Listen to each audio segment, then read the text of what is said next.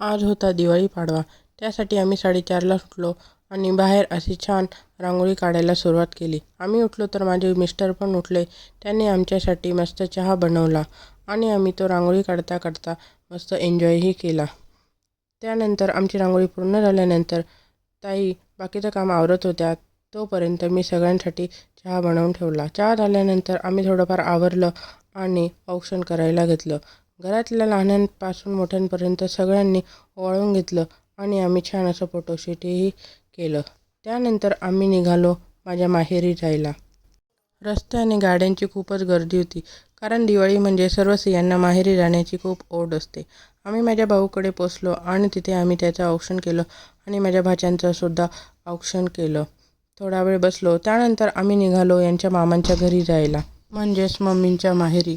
तिथे पोचलो आणि ते आम्ही सगळ्यांचं औक्षण केलं आणि यांचा बड्डे होता तर केक कट केला आणि सगळ्यांनी यांना विश केलं.